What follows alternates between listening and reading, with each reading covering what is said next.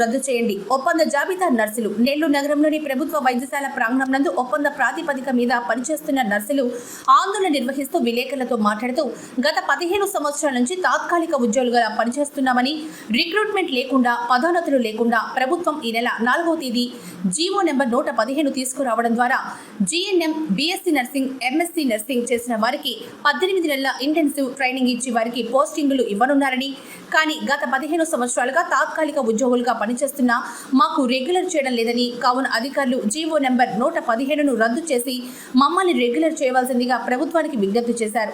ఈ కార్యక్రమంలో జిల్లాలోని ఒప్పంద ప్రాతిపదిక నర్సులు అధిక సంఖ్యలో పాల్గొన్నారు.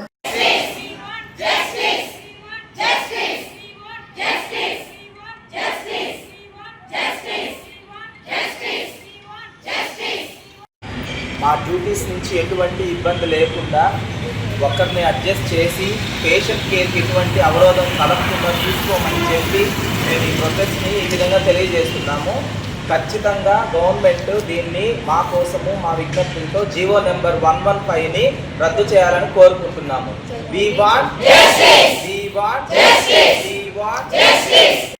ఏసీఎస్ఆర్ ప్రభుత్వ వైద్యశాల నెల్లూరు నుంచి కాంట్రాక్ట్ నర్సెస్ అందరూ ఇక్కడ ఉన్నామండి. గవర్నమెంట్ 4వ తారీఖున 115 నంబర్ జీవో ఒకటి ఇచ్చింది. 18 నెలలు ఏఎన్ఎం ట్రైనింగ్ అయిన వాళ్ళని జనరల్ నర్సింగ్ పోస్టుల్లో ఎక్కడెక్కడైతే ఖాళీలు ఉన్నాయో అక్కడ భర్తీ చేయమని గవర్నమెంట్ జీవో ఇచ్చింది. చదువుకున్న చదువుకి మాకందరికీ ఎలాంటి ఉపయోగం లేకుండా పోతుందని మా బాధతో ఇక్కడికి వచ్చామండి. General nursing 3.5 years, BSc nursing 4 years, MSc nursing BSc, MSc కలిపి 6 సంవత్సరాలు, పిహెచ్డి 5 years చదివిన వాళ్ళందరూ కూడా స్టాఫ్ నర్సుల పోస్టులోనే పనిచేస్తున్నారండి. ఏఎన్ఎంస్ ఎవరైతే కంప్లీట్ చేశారో ఆ తర్వాత వాళ్ళకి ఏఎన్ఎం సూపర్వైజర్గా, పిహెచ్ఎన్గా, సిహెచ్ఓగా ప్రమోషన్స్ అయితే ఉన్నాయి. మాకైతే 2 ప్రమోషన్లు అండి. ఒకటి హెడ్ నర్సుగా, ఒకటి నర్సింగ్ సూపరింటెండెంట్గా. అది కూడా మేము రెగ్యులరైజ్ అయితే అలాంటి కాంట్రాక్ట్ నర్సింగ్ పోస్టుల్లో ఉన్న మాకు 7 years, 8 years నుంచి ఇదే పోస్టులో మేము ఇక్కడ ఉంటున్నాం. ఏసీఎస్ఆర్లో ఎలాంటి రెగ్యులరైజేషన్కి అయితే మేము నోచుకోలేదు. ఈ రోజున ఇలాంటి ఖాళీగా ఉన్న రెగ్యులర్ పోస్టులని ఏఎన్ఎంస్కి భర్తీ చేస్తా గవర్నమెంట్ ఏ జీవో అయితే ఇచ్చిందో ఆ జీవోని నిరసిస్తా మేమందరం ఇక్కడ నుంచున్నాము. దయచేసి ఆ జీవోని రద్దు చేయాల్సిందిగా మనవి చేస్తున్నాం. ఎందుకంటే కాంట్రాక్ట్ నర్సెస్గా మేము అనేకమైన పరిస్థితుల్లో కోవిడ్లోనే కానీ, కోవిడ్ ఒక్కటే కాదండి, ఎన్నో రకాల డిసీజెస్లో కూడా మేమందరం ఇక్కడ కలిసికట్టుగా ఇక్కడ నుంచొని 8 years నుంచి ఇదే ఇన్స్టిట్యూట్లో పనిచేస్తూ ఉన్నాము. మమ్మల్ని గవర్నమెంట్ ఈ గవర్నమెంటే కాదు, ప్రీవియస్ గవర్నమెంట్ కూడా నిర్లక్ష్యం చేశారని మేము ఇప్పుడు ఫీల్ అవుతున్నామండి.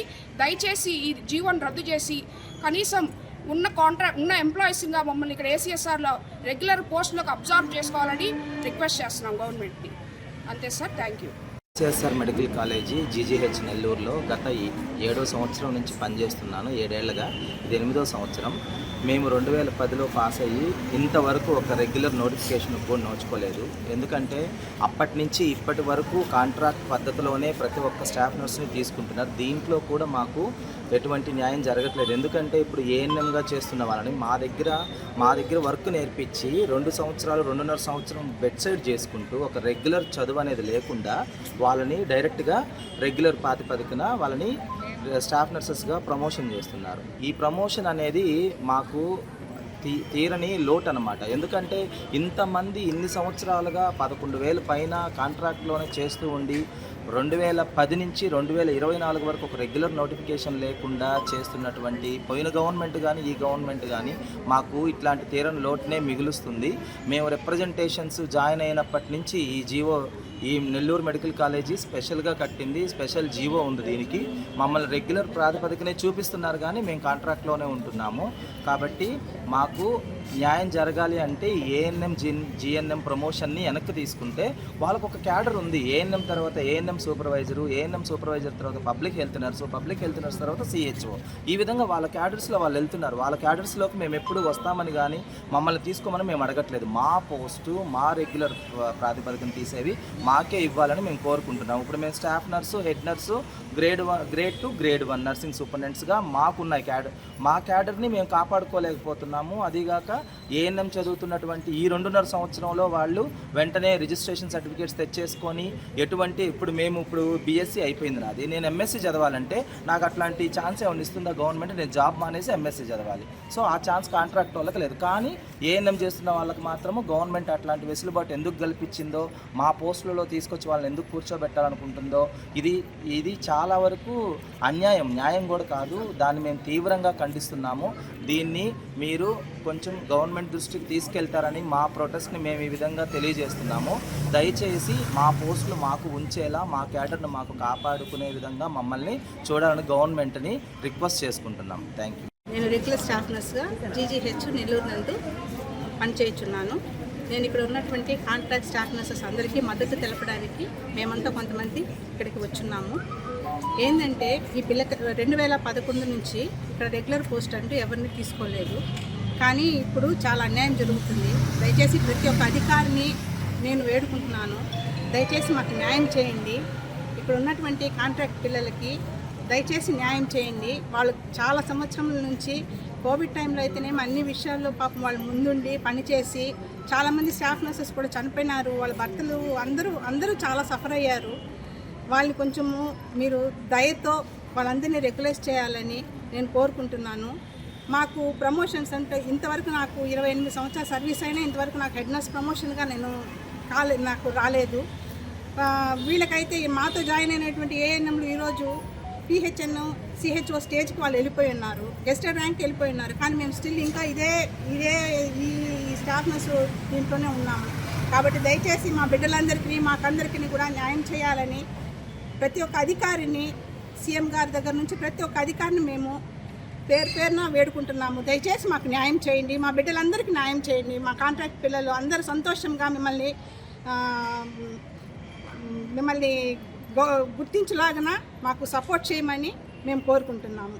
వందనాలు. Thank you. రైతులు మిత్రులు వాళ్ళు ఏ విధంగా అయితే మాట్లాడారు మీరు వినుంటారు. మేము అడిగేది ఒకటేనండి, ఐఎన్సి ఇండియన్ నర్సింగ్ కౌన్సిల్ కానీ ఏపీ నర్సింగ్ కౌన్సిల్ కానీ దీనికి ఎలా రిజిస్ట్రేషన్ చేస్తున్నారు? ఒక మినిమం క్వాలిఫికేషన్ లేకుండా ఒక స్టాఫ్ నర్స్ని తీసుకోరు. ఇలాంటి వాటికి వాళ్ళు ఎలా మద్దతు తెలిపారో మాకు తెలియాలి.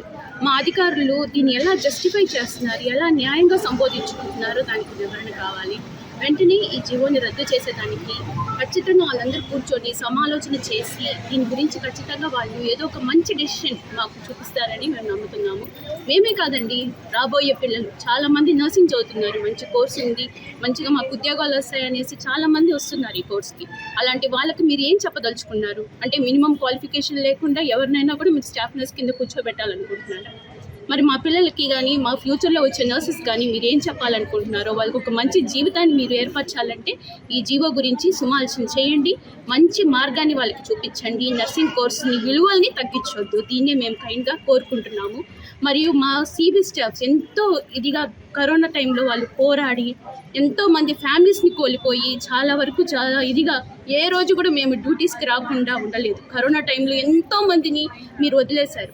టీచర్స్ కానీ వాళ్ళందరూ కూడా వాళ్ళ డ్యూటీస్కి రాలేదు. కానీ నర్సెస్గా, డాక్టర్స్గా మీ అందరం కూడా మా విధులను మేము నిర్వర్తించాము. మరి వాటన్నిటికీ మీరు ఏం సమాధానం చెప్పాలనుకుంటున్నారు? ఈ జీవో నంబర్ ద్వారా మాకు మీరు ఇచ్చే అన్యాయమైన ఇది మాకు వద్దండి. మాకు న్యాయపరంగా ఉండాలి, ఏది కూడా మాకు న్యాయాన్ని చూపించండి, జరిపించండి. ఇదే మేము కోరుకుంటున్నాము. మరియు మా కాంట్రాక్ట్ వాళ్ళని చూడండి, ఎన్ని సంవత్సరాలుగా మేము పనిచేస్తున్నాము, ఈ గవర్నమెంట్లో మా సర్వీసెస్ ఎలా ఉన్నాయి అన్నీ చూడండి. చూసి దాని ప్రకారం మీరు మంచి నిర్ణయాలు తీసుకుంటామని మేము ఈ ప్రభుత్వాన్ని వేడుకుంటున్నాము.